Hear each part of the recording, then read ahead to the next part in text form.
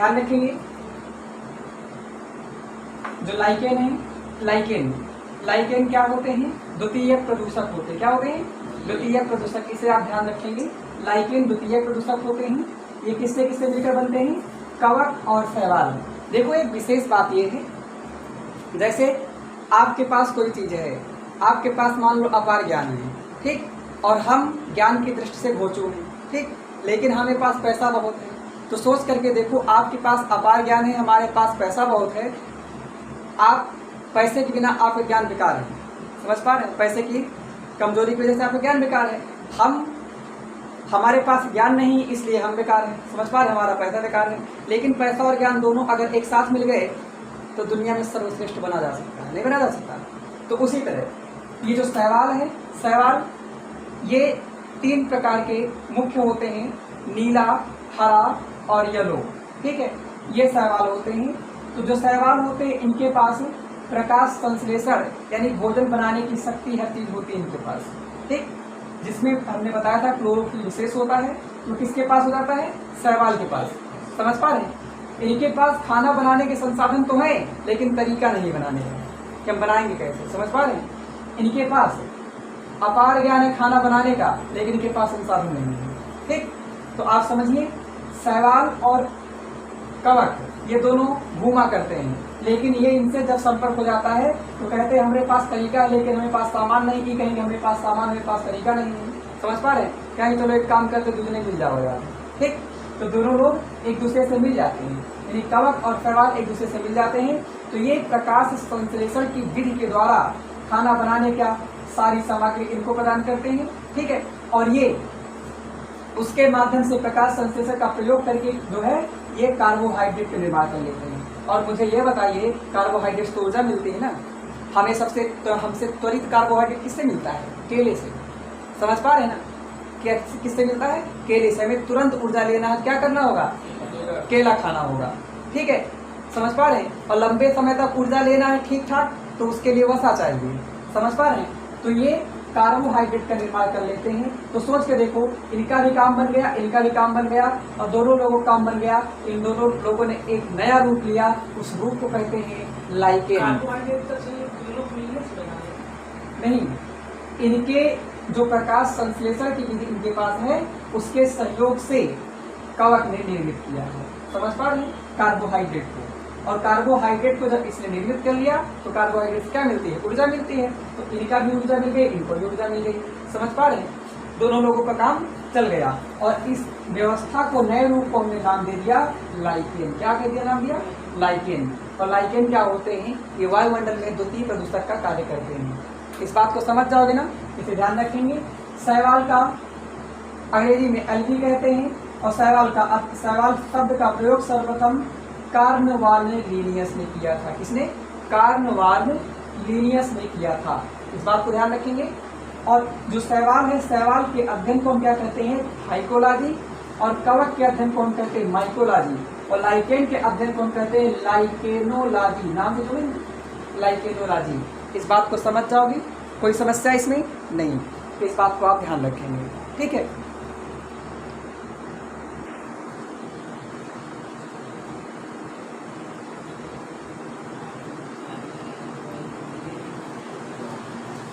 आइए समझते हैं भैया। देखो विशेष रूप से और बड़ा ही इंपॉर्टेंट भाग अगला है, जिसे हम ब्लड के नाम जानते हैं। बात समझेंगे, ठीक है। ब्लड के नाम जानते हैं। ये ब्लड क्या है तो आप ध्यान रखेंगे, ब्लड एक तरल संयोजी ऊतक। तरल संयोजी मतलब तरल का मतलब द्रव, और संयोजी का मतलब जोड़ने का, और ऊतक का मतलब ऊतक जानते हो, ठीक। तरल संयोजी ऊतक है ब्लड। क्या है? तरल संयोजी ऊतक है। इसका निर्माण कैसे होता है? तो इसका निर्माण हमने आपको सिखाया था, और फिर से सिखाएंगे। इसका जो निर्माण है, हमारे शरीर में एक हीमोग्लोबिन पाई जाती है। ब्लड में क्या पाई जाती है? हीमोग्लोबिन पाई जाती है। हीमोग्लोबिन में हीम नामक क्या? हीमोग्लोबिन में हीम नामक एंजाइम पाया जाता है। समझ जाएंगे? जिसमें फेरस यानी आयरन की मात्रा होती है। समझ जाएंगे? तो हीम नामक जो एंजाइम होता है उसमें आयरन की मात्रा होती है। और आप ये बताइए, आयरन का मतलब होता है Fe, ठीक। और हम आप नाक से यानी सांस लेते हैं जिसमें हवा जाती है, क्या जाती है? ऑक्सीजन का सांस नहीं लेते डायरेक्टली, ठीक है, ध्यान रखिएगा। मिश्रण का सांस लेते हैं, तो उसमें से जो मिश्रण होता है हमारा फेफड़ा सभी प्रकार की गैसों को किसी न किसी माध्यम से निकल कर देता है, लेकिन वह, ध्यान रखेंगे, वह ऑक्सीजन को ले लेता है और ऑक्सीजन को वो ब्लड में मिला देता है। समझ पा रहे हैं? अब सोच के देखो, ब्लड में मिला देता है, समझ पा रहे हैं ना?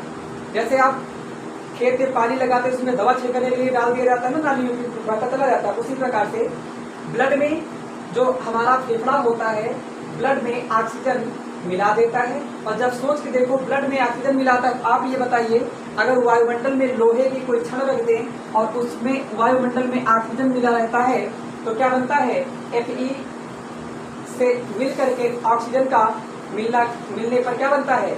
जंग बन जाता है। क्या बनता है? जंग बन जाता है। और जब जंग बनता है किसी भी वस्तु में, यानी लोहे में, पर पेपर में आता फिजिक्स का सवाल है कि जब जंग लग जाता है तो उसका वजन यानी भार बढ़ता है कि घटता है? तो बढ़ जाता है, ध्यान रखेंगे। समझ पा रहे हैं? जैसे सोच करके देखिए, साइकिल की पहिया है, साइकिल की पहिया जितना वजन है, ठीक, उस पर एकदम साफ है पूरी तरह से, लेकिन उसमें जंग लग गया तो उसमें भले हम आपको नहीं पता लगता कि ये खराब हो रहा है, लेकिन खराब तो हो रहा है, लेकिन उसमें ऑक्सीजन तो एक्स्ट्रा आ रहा है ना। तो ऑक्सीजन आ रहा, कुछ ना कुछ लोड होगा, उसका भार में क्या होगी? बढ़ोतरी होगी। तो जंग लगने पर भार में क्या होगी? बढ़ोतरी घटोतरी होगी। इस बात को ध्यान रखेंगे। तो सोच के देखो, तो जंग कैसा होता है? लाल होता है ना। तो इस प्रकार से फेरस और ऑक्सीजन दोनों के मिश्रण से जो बनता है वह लाल रंग प्रदान हो जाता है। ब्लड को बात समझ में आई? ब्लड को लाल रंग प्रदान हो जाता है। बाकी आपने सीखा है या भी सीखेंगे। आप ध्यान रखेंगे, दुनिया में ऐसी कोई वस्तु नहीं है, कोई धातु नहीं जो हमारे ब्लड में ना पाई जाती है। आपसे कभी पूछा जाए कि सबसे ज्यादा विद्युत का सुचालक कौन है, तो सबसे ज्यादा विद्युत का सुचालक आप चांदी लगाएंगे, लेकिन ऑप्शन में मानव शरीर है तो आप मानव शरीर लगाएंगे। समझ पा रहे? मानव शरीर से ज्यादा सुचालक कोई नहीं है, ठीक। नहीं, विद्युत को आप पकड़ कर देखना, एक तरफ चांदी का तार लगाना, एक तरफ आप खुद लगा स्वयं को लगाना, देखना किसमें बिजली ज्यादा तेज चलती है। समझ पा रहे ना? चांदी की तार लगाओगे, चांदी की तार यहाँ से लेकर के सिविल लाइन तक जाते जाते हो सकता है कुछ तो हो जाए, लेकिन तुम खुद जुड़ोगे, अपने साथ जो हल्का पकड़ो वो जुड़ेगा, इसी से धीरे धीरे पकड़ते चले जाओगे और इसको ले जाकर के चाहे जहाँ तक लेकर के जाओ। तो सबसे ज्यादा सुचालक कौन होता है? ध्यान रखेंगे, मानव शरीर। समझ जाएंगे? और धातुओं में चांदी होता है, इसे आप विशेष ध्यान रखेंगे, ठीक है। आपसे पूछेगा सोने की शुद्धता का नापा जाता है? कैरेट में नापा जाता है। सबसे शुद्ध सोना कौन होता है? ध्यान रखेंगे, 24 कैरेट का। समझ जाएंगे? लेकिन एक बात ध्यान रखना, एक सवाल बना था रेलवे का, बढ़िया सवाल, कहेगा ये बताओ 18 कैरेट का सोना कितने प्रतिशत शुद्ध होता है? तो आप समझ जाओ टोटल कितने होता है? 24 का। तो ध्यान देना, 18/24 इंटू 100, ठीक। 6 3 18, 6 4 24, 4 1 9 4, 4 5 7 25 75, कितना परसेंट होता है? ध्यान रखेंगे, ये हमारे तुम्हारे 20 से सवाल निकालते हैं सर, ठीक है। हम आपको पता रहता है, लेकिन हमारे आपके जो है उम्मीद नहीं करते, ये सब हमारे आपके 20 से सवाल निकाल के ले जाते हैं। समझ जाएंगे ना? इससे आप विशेष ध्यान देंगे। तो देखो ब्लड आप समझ पाए लाल रंग कैसे प्रदान होता है? हीम नामक जो है एंजाइम के कारण। समझ जाओ भी, इन्हें आप विशेष ध्यान देंगे। तो देखो जो ब्लड है, ब्लड का अध्ययन क्या कहलाता है? हेमेटोलॉजी। क्या कहलाता है? हेमेटोलॉजी। याद रखेंगे, हीम नामक एंजाइम पाया जाता है, हीम से हेमेटोलॉजी। समझ जाओगे ना? हीम से हेमेटोलॉजी। तो ब्लड का अध्ययन हीम से बना है, हेमेटोलॉजी। ये क्या है? लिक्विड करेक्टिंग ऊतक, टिश्यूज यानी तरल संयोजी ऊतक। कन्फर्म इतना? आगे ब्लड जो होता है हमारे शरीर में कितना प्रतिशत होता है? तो हमारे शरीर का 7% करीब होता है। कितना? 7% लगभग ब्लड पाया जाता है। इस बात को समझ जाओगे? इसीलिए कहते हैं कि मानव शरीर में तरल कितना होगा, जो है ब्लड कितना होता है? तो कहते हैं करीब 5 से 6 लीटर के लगभग होता है ना। तो सोच के देखो, अगर 100 किलो के आदमी तो उसके अंदर जो कितना रहेगा? 7% यानी 7 किलो खून रहेगा मानो, ठीक है। ध्यान रखेंगे, हम ब्लड की बात करें, द्रव्य नहीं, ठीक है। आगे ब्लड का पीएच मान पूछा जाए तो पीएच मान आईएमपी है 7.4 होता है। फिर यही सवाल आता है कि बताइए ब्लड अम्लीय होता है या क्षारीय होता है। तो अगर जो है ध्यान रखेंगे पीएच स्केल जो होता है उस पर कितने से कितने अंक तक दर्शाया जाता है, तो ध्यान रखेंगे 1 से 14 तक नहीं, 0 से 14 तक। कहाँ तक? 0 से 14 तक। गड़बड़ न करना। अच्छा, ये सवाल आया है कि जो है जो पीएच स्केल होता है इस पे अंक निर्दिष्ट किए जाते हैं कि ऑप्शन में रहा 1 से 14, 0 से 14, 1 से 12, 0 से 12। तो कितना भैया? 0 से लेकर निकालोगे ना कि 1 से। समझ में बात? स्केल बनाते हो ना 0 से होती है उसी तरह। तो ये जो है अगर इसका मान 7 से ऊपर रहता है तो वो क्षारीय होता है, 7 से नीचे रहता है तो वह अम्लीय होता है। तो 7 से ज्यादा ही है शायद, है ना? तो ये कैसा हो जाएगा? क्षारीय हो जाएगा। समझ जाएंगे? लाल लिटमस पेपर, इसको आपने पढ़ा होगा छोटी क्लास में, कहीं पढ़े तो बताएंगे। अगला देखो, आपसे पूछेगा जो ब्लड है ब्लड के भाग कौन कौन से हैं। तो ब्लड के मुख्यतः 2 भाग हैं, एक है प्लाज्मा, एक है रक्त कणिकाएं। जो प्लाज्मा होता है प्लाज्मा रंगहीन होता है। क्या प्लाज्मा कोई रंग होता है? आप ध्यान रखेंगे काली चीज लिख के तो जरूरत है। अच्छा, प्लाज्मा में कोई रंग होता है? नहीं, प्लाज्मा का जो रंग होता है रंगहीन होता है। इसमें जो है लगभग 55% जल पाया जाता है। जो प्लाज्मा है इसमें लगभग 55% क्या पाया जाता है? पानी पाया जाता है, पानी यानी जल। ठीक, और ध्यान रखेंगे यह थोड़ा आईएमपी सवाल है कोरोना को देखते हुए कि जो प्लाज्मा है प्लाज्मा से अगर लाइब्रिनोजिन एंजाइम को अगर हम निकाल लेते हैं तो इसमें यह सीरम बनता है। क्या बनता है? सीरम। और सीरम शब्द का प्रयोग कोरोना वाली वैक्सीन में खूब प्रयोग हुआ है। सीरम इंस्टीट्यूट ऑफ महाराष्ट्र, नाम सुना? तो आप ध्यान रखेंगे कि फाइब्रिनोजिन एंजाइम जब इसमें से जो है प्लाज्मा से निकाल लिया जाएगा तो क्या बनेगा? सीरम बने। क्या बनेगा? यानी सीरम बने नहीं, जो भाग बचेगा उसमें क्या बनेगा? सीरम कहलाएगा। भाई जैसे केला है, केला में से केला निकालो तो केला छिलका बचेगा। तो उसी तरह यहाँ है प्लाज्मा में से आप फाइब्रिनोजिन निकाल लोगे तो क्या बचेगा? जो बचेगा क्या कहलाएगा? उसे हम सीरम नाम देंगे। क्या कहेंगे? सीरम। विषय ध्यान देंगे, समझ जाओगे। ये आईएमपी सवाल है।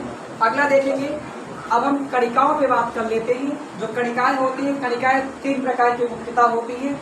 एक आरबीसी होता है, डब्ल्यूबीसी, प्लेटलेट्स। ठीक है, आरबीसी का मतलब क्या होता है? Red blood cells. ठीक है, लाल रुधिर कणिकाएं, इसको बचपन से जानते हैं। ठीक है, आपसे कभी भी पूछेगा इसका निर्माण कहाँ होता है तो आप ध्यान रखेंगे इसका निर्माण हमारे आपके बोन मैरो में होता है। कहाँ पर? बोन मैरो यानी अस्थि मज्जा में। समझ जाओगे? एक बात समझेंगे, जैसे मानकर चलिए ये हड्डी बनी हुई है, हड्डी वड्डी जाते हो ना सबके पास तो है ना। ठीक, आप इनमें देखोगे ये हड्डी बनी होती है। आप देखेंगे तो हड्डी जो होती है लगभग इस प्रकार से, हड्डी के बीच में भी देखोगे ये बीच में खाली स्थान होता है जिसको खोखलापन कहते हैं। क्या कहते हैं? होता है ना बीच में? नहीं होता? नहीं होता है? ठीक, होता है। तो आप जानते हैं बीच में भी ठोस होता है, किनारे किनारे भी खोखला होता है। अब हम देखे तो नहीं लेकिन पढ़े जानते हैं। ठीक, अब ये जानेंगे ये जो किनारे होता है इसे कहते हैं अस्थिमज्जा। क्या कहते हैं? इसे कहते हैं अस्थिमज्जा। ठीक, इसे हम कहते हैं अस्थिमज्जा यानी बोन मैरो। समझ पाए ना? इसे अस्थिमज्जा कहते हैं। इसमें जो निर्माण होता है किसका? आरबीसी का।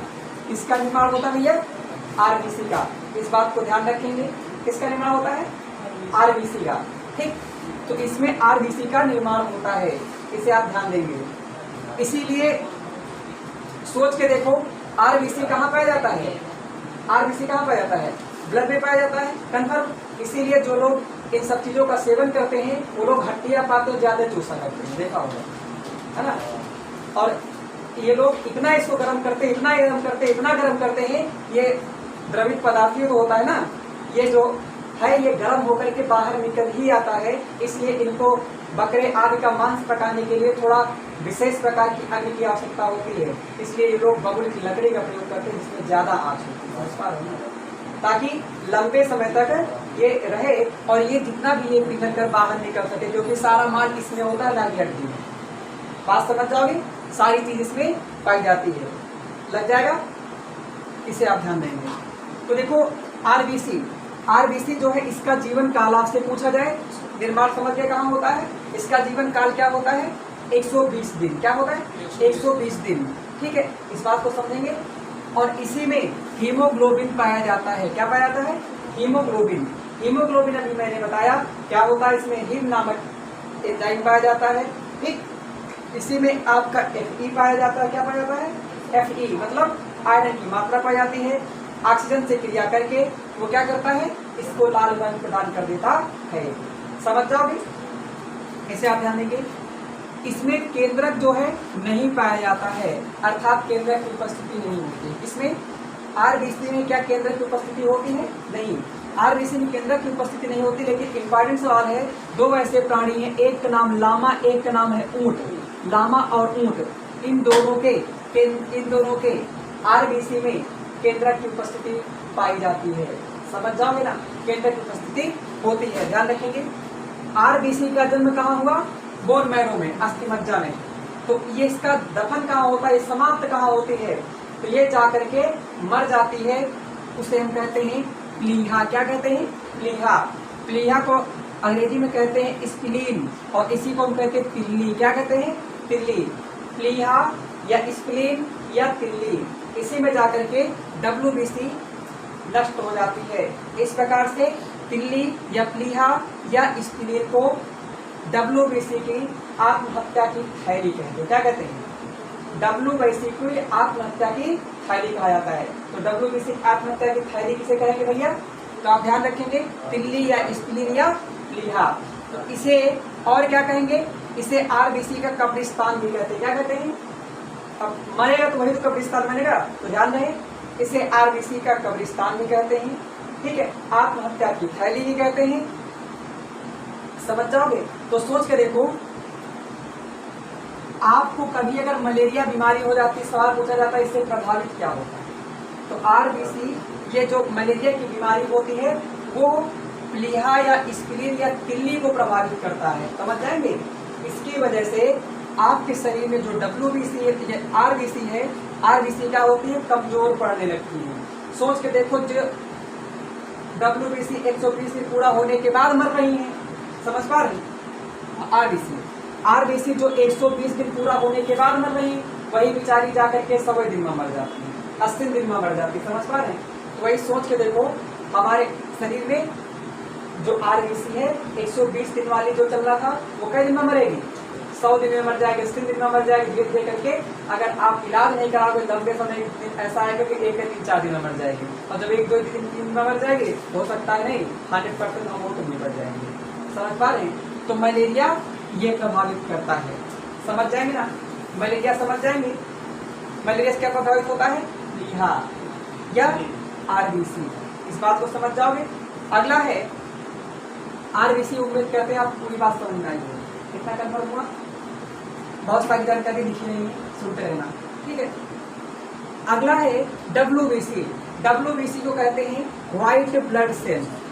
समझ जाएंगे, व्हाइट ब्लड सेल, इसे हम कहते हैं सैनिक या प्रतिरक्षा तंत्र। जिस प्रकार से किसी देश के बॉर्डर पर सैनिक होती है, उसी प्रकार से हमारे शरीर के अंदर रक्षा करने का कार्य कौन करता है, WBC, ठीक है। कहे तो ये रक्षा कैसे करता है, तो सुनो, अगर हमारे शरीर में किसी भी प्रकार का वायरस या बैक्टीरिया अगर प्रवेश करता है, तो हमारी WBC उसे मार भगाती है, ठीक उसी प्रकार से जिस प्रकार से गांव में किसी दूसरे के क्षेत्र में जो है दूसरा कुत्ता घुस जाता है, दूसरे कुत्ते उसको भगा देते हैं ना, वहाँ के भगा देते नहीं, देखो देखे होंगे, किसी पड़ोसी वाले गांव के अगर कुत्ता तुम्हारे गांव में आ जाए, तुम्हारे गांव कुत्ता अंदर घुसे न देंगे। समझ पा रहे हैं, तो यूनिटी एंड डिसिप्लिन हमें अपने कुत्तों से सीखना चाहिए, सही है, गलत नहीं का कि बाहर वाले वही कुत्ता आपसे में होते हैं, टोला में लड़ डालते हैं, कसके खूब लड़ाई कर डालते हैं, पटकी पटका कर भगा देते हैं, लेकिन अगर दूसरे गांव कुत्ता आता है उसे भगा ही देते हैं। ऐसा ही है, तो यूनिटी एंड डिसिप्लिन हमें उनसे सीखना चाहिए, ठीक, कि हम आप कितना लड़े, लेकिन जब बाहरी कोई आए तो उसे हमें भगा देना चाहिए। ऐसा ही है, और जहाँ पर उसका समावेश होता है, समझ जाओ वहाँ सारा काम खत्म नहीं होगा। ऐसा है, नहीं देखेगा, ऐसा होता है, आप देखेंगे, इसके विशेष ध्यान देंगे। तो उसी तरह से WBC जानती है कि अगर वायरस यानी जीवाणु या विषाणु अगर प्रवेश किया तो हमको प्रभावित करेगा, पूरा शरीर हमारा नाश कर देगा। WBC कहाँ पाई जाती है? शरीर में, समझ जाएंगे, उसे भगाने का कार्य करती हैं। लेकिन कभी कभी ऐसा आता है इतना पावरफुल आ जाता है, वैसा ही पावरफुल जैसे हमारे देश पर आक्रमणकारी है, समझ पा रहे हैं, देश को लूट लिया था। जैसे आप गजनवी देखेंगे, गौरी देखेंगे, अंग्रेज गधे देखेंगे, इस प्रकार से बहुत सारे लोग हैं, ठीक है। ये जब आए थे तो ऐसा ही हुआ था, हमारी कमजोरियों का फायदा उठाया, लेकिन यह ऐसा होने नहीं देती। लेकिन कभी कभी ऐसा आ जाता है, यह कमजोर हो जाती है। जैसे मान लो बुखार आ गया, तो बुखार के जो बैक्टीरिया है वो आ जाते हैं, तो आने के बाद हमारा आप क्या हाल होता है आप समझ सकते हैं। तब हाल होता है जब ये कमजोर पड़ जाती है, तो हम बाहरी इसको मजबूत करने के लिए बाहरी ताकत यानी दवा का इस्तेमाल करते हैं, पुनः सक्रिय होती है तो उनको मार भगाती है, समझ जाओगे। तो मानव शरीर का या शरीर का सैनिक या प्रतिरक्षा तंत्र किसे कहते हैं, समझ जाएंगे, तो उसे हम कहेंगे WBC को, ठीक है। और ये जो है इसका सबसे मजबूत जो होता है भाग क्या कहलाता है? T lymphocyte. क्या कहलाता है? T लिम्फोसाइट, समझ जाओगे। IMP सवाल है। अगला तीसरा भाग है प्लेटलेट्स। प्लेटलेट्स का कार्य क्या होता है? तो WBC RBC हो गया। प्लेटलेट्स का कार्य होता है, अगर मान लो कहीं पर हमारे शरीर में कुछ भी खरोंचा लग गया या कट गया, कुछ भी हुआ, तो वहां से ब्लडिंग निकलने होने लगती है, जिसे ब्लड क्लॉटिंग कहते हैं। क्या कहते हैं? ब्लड क्लॉटिंग कहते हैं, समझ जाएंगे। यानी ब्लड निकलने लगता है, तो उसमें कुछ समय के बाद दर्द क्यों होता है? आपने कभी सोचा है? आपने कभी सोचा दर्द क्यों होता है? तो दर्द क्यों होता है? तो ब्लड किससे मिलकर बना है? इन तीनों लोगों से, समझ जाएंगे। ये भी है, ये भी है, उसी में शामिल है। तो उसी में शामिल है, तो ये तो अपना काम कर रहे हैं, इनके भाग रहे हैं बाहर का, ठीक। लेकिन ये क्या करेगा? ऊपर से जैसे ही कटता है तैसे वायुमंडल के जो है करोड़ों जीवाणु आकर अटैक कर देते हैं कटे हुए भाग पर। जैसे हरहा मरता है, तमाम गिद्ध आके अटैक कर देते हैं, देखो कौवा आ जाते हैं, उसी तरह कहीं भी कटता है तो कौवा या गिद्धों की भांति वायुमंडल के जितने भी जीवाणु होते हैं अधिक से अधिक आ जाते हैं, तो उनको भगाने का और कार्य करता है ये। लेकिन जब भगाने का कार्य करता है तो हमारे आपको क्या होता है? उसी कटे हुए भाग पर दर्द होता है, नहीं होता क्या? होता है। कभी देखना लड़ाई वगैरह होती है, जिस क्षेत्र में होती है उसमें बहुत दर्द होता है, जमीन को भी दर्द होता है, देखना कभी महसूस करके। तो हमारा आपका शरीर पृथ्वी की भांति है, तो मान चलो क्या होने लगता है? दर्द होने लगता है। नहीं तुरंत कटे, तुरंत मुंह में भर लो, दर्द न होगा, क्या है? अंदर जीवाणु जाएंगे, पाएंगे, क्या होगा? समझ पाएंगे ना। इसलिए कहते हैं तुरंत कटता है, तुरंत उसको मिट्टी के तेल में अगर डाल दो तो दर्द खत्म, समझ पा रहे हैं? क्यों? क्योंकि जब इस पे जीवाणु अटैक ही नहीं कर पाएंगे उस वक्त, तो काहे दर्द होगा? होगा नहीं। और अंदर से विटामिन के की कमी तुम्हारे अंदर नहीं है, विटामिन के की अगर कमी नहीं है,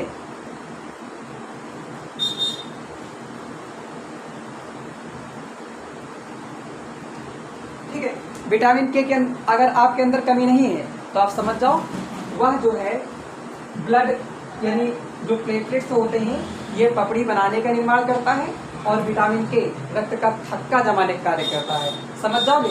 कोई समस्या? रक्त का थक्का जमाने का कार्य कौन करेगा? विटामिन के।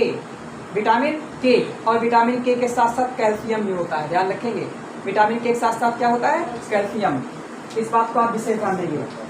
तो इसे हम ब्लड क्लॉटिंग को हम कहते हैं थिम्बोसाइट्स या बीमारू, समझ जाओगे।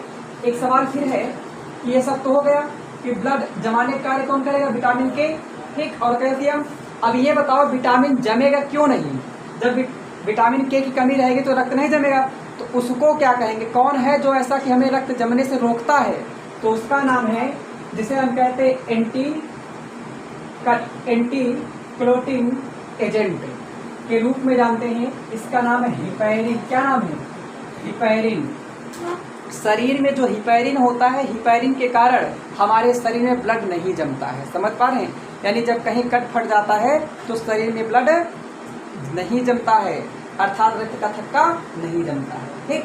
तो रक्त का थक्का ना जमाने का कार्य कौन करता है? हिपैरिन नामक एंजाइम, समझ जाएंगे ना। और किसके कारण जमता है? विटामिन के। और यह तभी सक्रिय होता है जब तुम्हारे शरीर के अंदर विटामिन के की कमी होगी, समझ जाएंगे ना। जो ये क्या करता है हिपैरिन? रक्त का थक्का जमने से रोकता है। और हिपैरिन नामक जो एंजाइम होता है यह कहाँ से बनता है?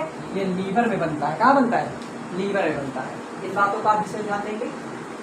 तो हिपैरिन एंजाइम कहाँ बनेगा? लीवर में। इसका मुख्य कार्य क्या है? रक्त का थक्का जमने से रोकना, समझ जाएंगे। और रक्त का थक्का जमने में कौन सहायक होता है? विटामिन के। इस बात को विशेष ध्यान देंगे। इसको पूरा छाप डालो। हो गया।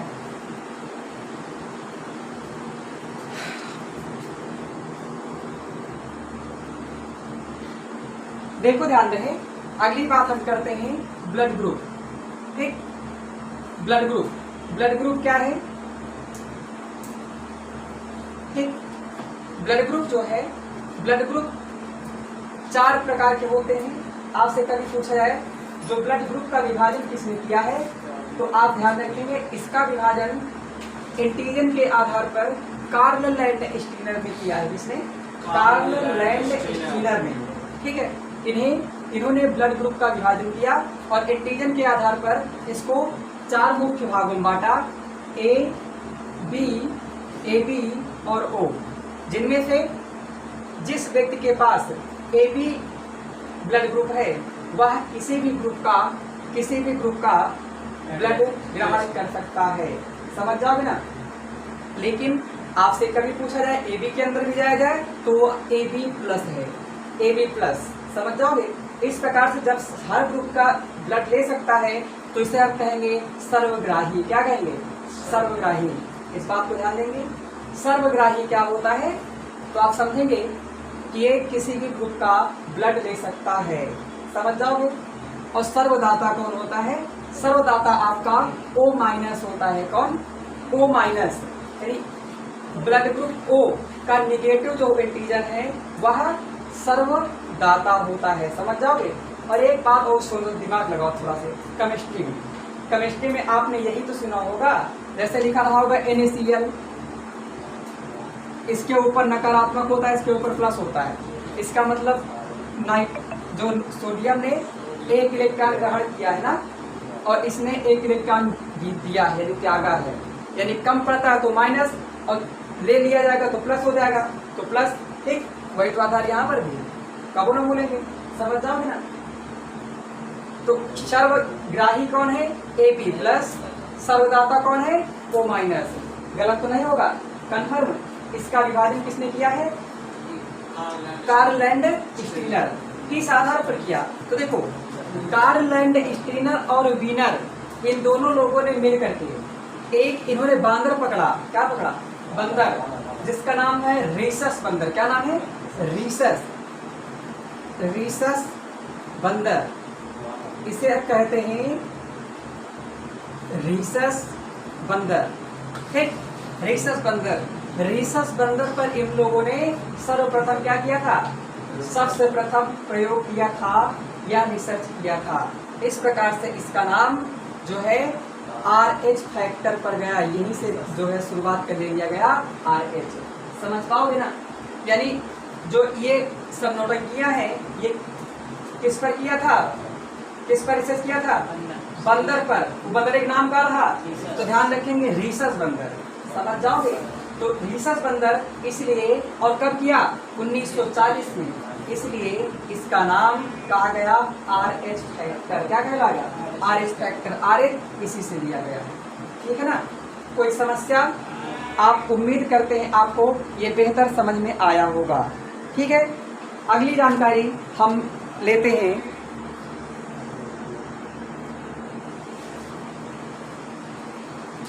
कितना कंफर्म हुआ? हो जाएगा। आगे पहुंचो। अगला डालो भैया।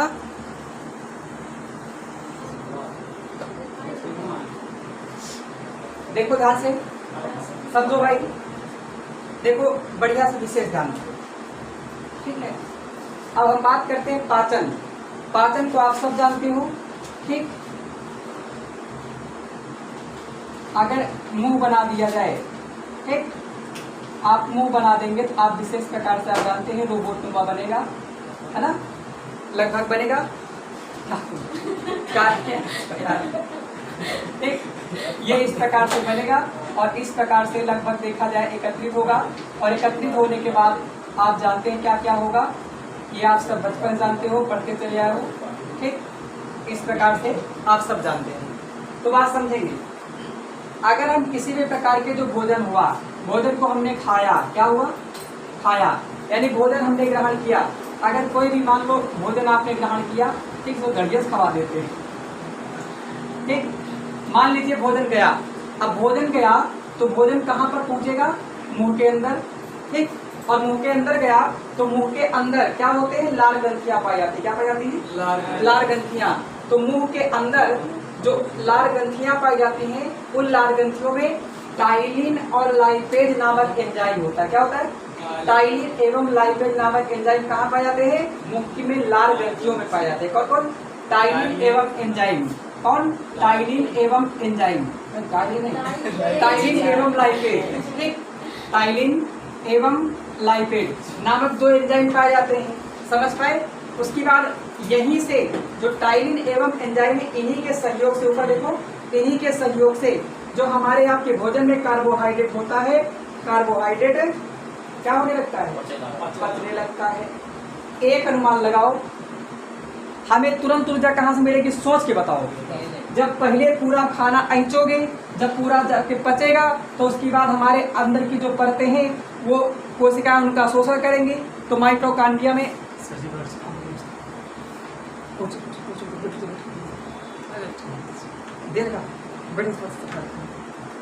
ठीक।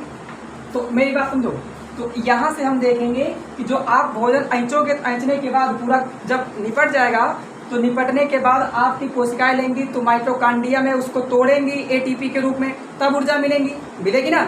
लेकिन डायरेक्टली जो केलवा होता है, जब केला खाते हैं तो बात तो भैया उसमें कार्बोहाइड्रेट पाया जाता है, पहले ही पच जाता है, और पच जाता तो आगे नहीं कहता पचाओ, नहीं, सीधा ऊर्जा देता है। समझ पा रहे हो ना, वही बैटरी समझो ही का, नहीं समझो, बैटरी तुरंत ऊर्जा मिलती है। तो ऊर्जा तुरंत किससे मिलती है, कार्बोहाइड्रेट से।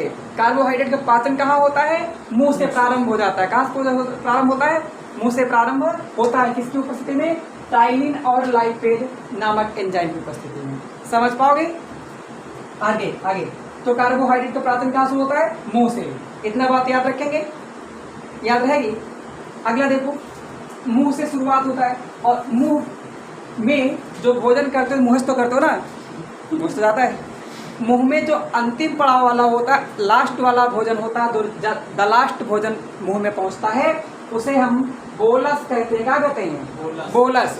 समझ जाओगे, यही मतलब समझ जाए। खाना खा के जब अंत समय वाला जब भोजन जाएगा, उसे खा लेंगे, खाने के बाद हम बोलने की क्रिया शुरू कर सकते हैं, इसलिए उसे बोलस कहते हैं। समझ जाओगे ना, खाना खाए समय बोले चाहिए का, ना बोले चाहिए, लेकिन अंत वाला जब जाएगा तो खा लोगे तो उसके बाद बोल सकते हो ना, तो ये बोलस कहलाता है। आप समझ जाएंगे, आप पानी ना पियो, ठीक है। तो मुंह में जब अंतिम भोजन जाता है उसे क्या कहते हैं, बोलस। इतनी बात कंफर्म हुई। मुंह में कौन कौन से एंजाइम, तो लाइपेज एवं टाइलिन कहाँ पर, लाल ग्रंथियों में उपस्थित होते हैं। भोजन में इसमें कार्बोहाइड्रेट का पाचन कहाँ से प्रारंभ होता है, मुंह से। इतनी बात कंफर्म हुई, कोई समस्या। आगे देखो, दूसरे नंबर पर कहाँ पहुंचेगा, आहार नाल में। आहार नाल का मतलब, आहार का मतलब भोजन, नाल का मतलब नली। समझ जाओगे ना, जैसे रखोगे सब रूपा अंदर हो जाएगा, ठीक है। तो हो जाएगा आहार नाल। इसमें होता है फूड पाइप कहते हैं, इसे ओसोफिगस भी कहते हैं, ठीक है, या ओसोफाइगस। यहाँ पर भोजन का पाचन ना होता है। समझ में आई बात भाई। जैसे सीधे पाइप है, यहाँ से कुछ डालोगे का नीचे को फंसेगा ही ना, जब फंसबे न करेगा तो काहे पाचन। पाचन मैंने बताया कि भोजन का रगड़ना और घिसना। समझ पा रहे हैं, यही पाचन है। समझ में आई बात। आगे देखोगे तो आहार नाल में भोजन पाचन होता है नहीं। अगला देखेंगे, अगला पहुंचेंगे आमाशय में। कहाँ पर, आमाशय। आमाशय को हम कहते हैं स्टोमक। ये जब पहुंचता है तो सोच के देखो, ये इसमें यहाँ पर जब पहुंचता है तो यहाँ पर प्रोटीन का पाचन शुरू होता है। क्या होता है, प्रोटीन का पाचन शुरू होता है, और यहीं पर आपका पाया जाता है, इसमें पाया जाता है HCl। क्या पाया जाता है, HCl। HCl क्या कहते हैं, हाइड्रोक्लोरिक अम्ल।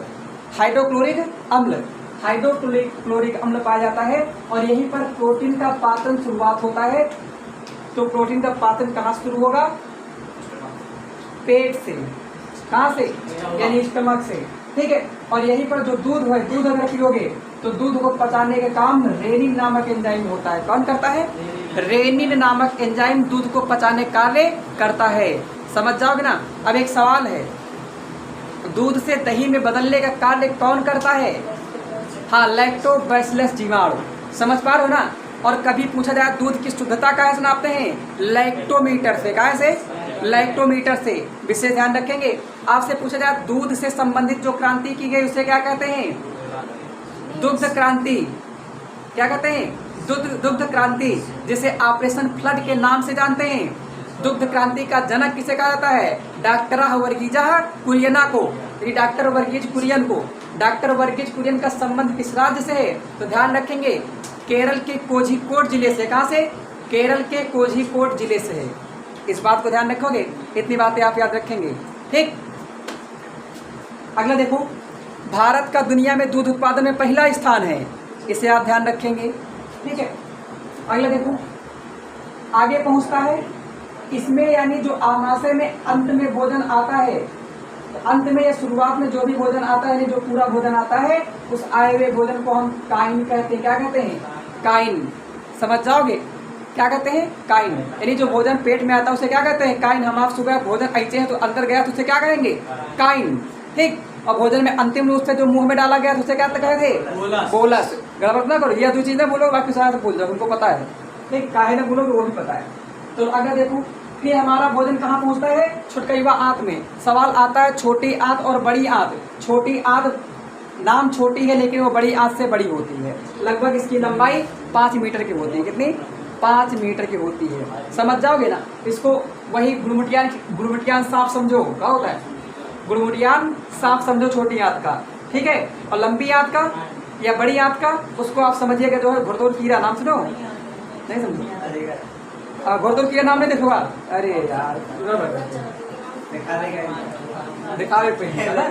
चलो हाँ, देखो आगे है छोटी आंत। छोटी आंत को अगर देखेंगे, छोटी आंत को 3 भागों में बांटा गया। भैया छोटी आंत कितने भागों में बांटा गया? 3 भागों में। याद के लिए नहीं बात होगी।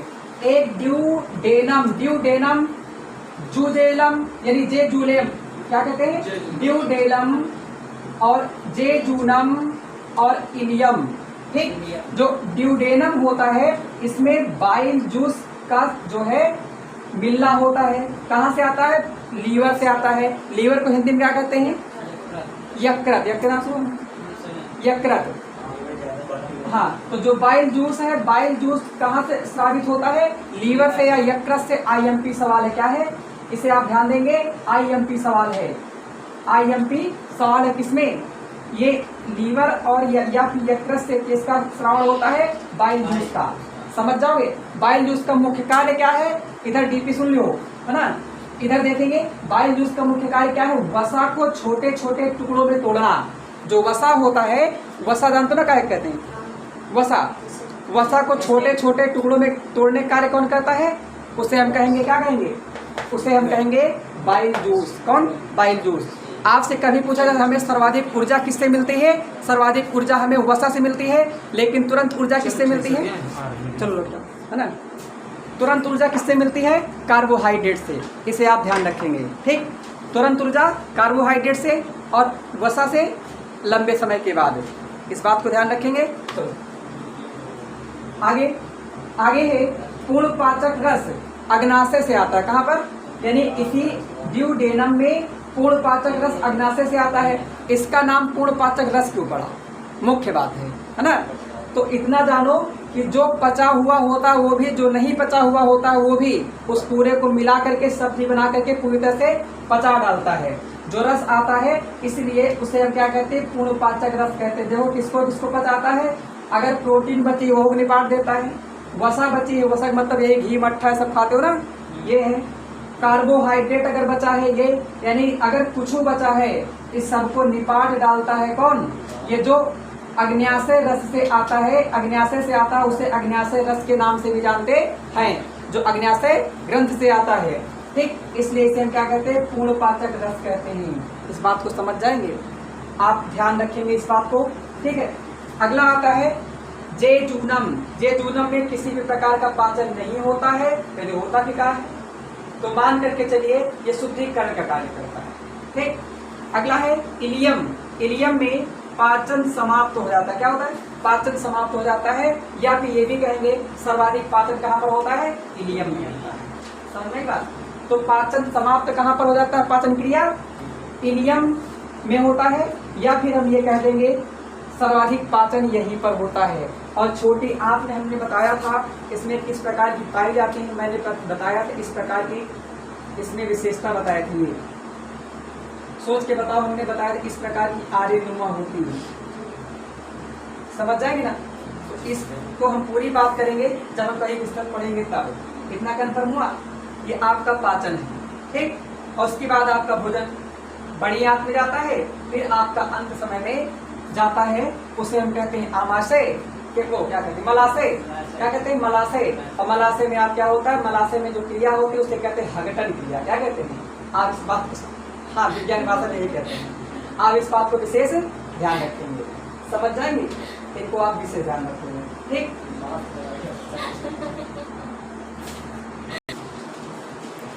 आप ध्यान देंगे एक मेडिसिन का नोबेल पुरस्कार है। मेडिसिन का नोबेल पुरस्कार राइस, अल्टर और हगटन को संयुक्त रूप से दिया गया था। आप नोबेल की हमने कई बार बता दी जानकारी। नोबेल पुरस्कार कहाँ से दिया जाता है? तो नोबेल पुरस्कार नॉर्वे की राजधानी ओस्लो से और 5 क्षेत्रों में आपका स्वीडन की राजधानी स्टॉकहोल्म से दिया जाता है। कहाँ से?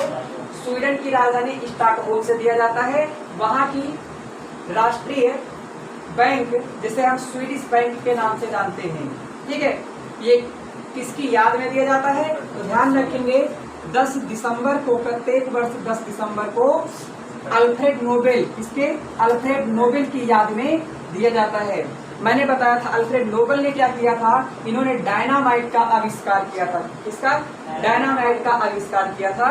और डायनामाइट एक बहुत ही बड़ा खतरनाक विस्फोटक है, जिसके लिए इनके पास कोई नहीं था। सोच के देख सकते हो, आविष्कार एक दिन में नहीं होते, ठीक है, लंबा समय लगा। इनके जो है फैमिली में, बैकग्राउंड में कोई ना होने के कारण इन्होंने अपनी पूरी प्राप्त संपत्ति को स्वीडिश बैंक यानी अपनी राष्ट्रीय जो है बैंक को दे दिया, ठीक है। और उसके लिए कहा था, मरने के पहले कहा था कि इस दुनिया में जो सर्वश्रेष्ठ कार्य करे उसे हमारी संपत्ति से जो भी ब्याज मिलता रहे उससे जो है आप प्रतिवर्ष इनाम जो है पुरस्कार दोगे, ठीक है। तो ये दुनिया का सबसे बड़ा पुरस्कार है। कौन? नोबेल पुरस्कार, जो आपका स्वीडन की राजधानी स्टॉकहोल्म से दिया जाता है। प्रतिवर्ष कब दिया जाता है? 10 दिसंबर को दिया जाता है। किसकी याद में? अल्फ्रेड नोबेल की याद में। समझ जाओगे। हमने आपको बताया 10 दिसंबर को ही 2 दिवस बताए थे।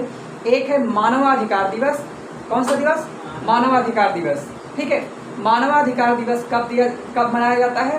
तो दुनिया में मानवाधिकार दिवस यानी मानवाधिकारों की बात करने वाली दुनिया का पहला मुल्क कौन है? तो अमेरिका है। कब? 1948 में, यानी संयुक्त राष्ट्र संघ। और भारत में मानवाधिकार की बात कब की गई सर्वप्रथम? 1993 में। आप इससे विशेष ध्यान देंगे, ठीक है। अब मानवाधिकार एक प्रकार के क्या होते हैं? मौलिक अधिकार होते हैं। क्या होते हैं? मौलिक अधिकार। मौलिक अधिकार का वर्णन कहाँ पर है? आप ध्यान देंगे, मौलिक अधिकार ये आपके लिए बड़ा इंपॉर्टेंट हो जाता है, क्योंकि अभी हालिया समय में चलते हुए आप जानते हैं, हमने आपको बताया था 42वां संविधान संशोधन 1976, अखंडता, धर्म, पंथ निरपेक्ष, कुछ शब्द जोड़े गए थे ना, और समाजवादी, ये शब्द जोड़े गए थे, जिनमें अभी हालिया समय में समाजवादी और पंथ निरपेक्ष इन दोनों शब्दों पर विवाद चल रहा है। विवाद इसलिए चल रहा है, इसको चुनौती दी जा चुकी है सुप्रीम कोर्ट में भी, ठीक है, चुनौती दी जा चुकी है, इन्हें हटाना चाहिए। समझ पा रहे हैं? यानी धर्म यानी अखंड क्या बोलते हो, पंथ निरपेक्ष और समाजवादी, ये 2 शब्द हैं, ये प्रस्तावना से हटाया जाना चाहिए। लेकिन सुप्रीम कोर्ट के पास समस्या ये है कि केशवानंद भारती बनाम केरल राज्य 1973 के केस में ये कहा गया था कि कभी भी अब प्रस्तावना में जो चीज जुड़ा हुआ है इससे छेड़छाड़ नहीं की जाएगी। समझ पा रहे ना? और इसको एक नहीं 13 जज मिलकर के इस पर फैसला दिए थे। कितने जज? 13 जज इस पर बैठ करके फैसला दिए थे। तो आपसे कभी पूछा जाए सबसे ज्यादा यानी सबसे ज्यादा जजों की पीठ ने किस फैसले पर अपना मत दिया या फिर फैसला दिया, तो आंसर आपका होगा केशवानंद भारती बनाम केरल राज्य। कौन? केशवानंद भारती बनाम केरल राज्य। इसका संबंध हमारे आपके मौलिक अधिकारों से संबंध है। ठीक है, तो इसी में कहा गया था कि कभी भी अब प्रस्तावना में जो है संशोधन नहीं किया जा सकता है। प्रस्तावना में अब तक मात्र कितनी बार संशोधन किया गया? मात्र एक बार संशोधन किया गया। कितनी बार? एक बार संशोधन किया गया, वो भी 1976 42वां संविधान संशोधन के अंतर्गत। समझ जाएंगे? जो लोग चुनौती दिए हैं, ये लोग क्यों कहें? ये लोग, इनका लोगों का मानना ये है कि जब इसमें समाजवादी, पंथ निरपेक्ष और अखंडता नामक शब्द जोड़े गए तो इसमें उस समय देश में इमरजेंसी लगी थी। क्या लगी थी? इमरजेंसी, अर्थात संसद की परमिशन के बिना ऐसा हुआ था। आपको ये पता होना चाहिए कि संसद के संविधान में संशोधन करने का अधिकार केवल और केवल संसद को है। समझ पा रहे हैं? डायरेक्टली कोई प्रधानमंत्री, राष्ट्रपति नहीं कर सकता है, लेकिन ऐसा किया गया था। समझ पा रहे हैं? तो इसे कहा गया, इसे संसद को करना चाहिए था, ऐसे नहीं किया जा सकता, उस समय इमरजेंसी थी। अब इस पर क्या विचार आता है, सुप्रीम कोर्ट का फैसला क्या आता है, वो तो अब भविष्य में देखना होगा। समझ जाएंगे? अगर ऐसा होता है तो एक और नया संविधान संशोधन आपको पढ़ना पड़ेगा, 106वां संविधान संशोधन। समझ जाएंगे? तो इस प्रकार से ये बनता रहता है। ठीक है, इस बात को विशेष ध्यान देंगे, लग जाएगा। आगे पूछो, अगली आप खड़ी डालेंगे जिसका नाम है ग्रंथियों के विषय में को जानेंगे। ग्रंथ,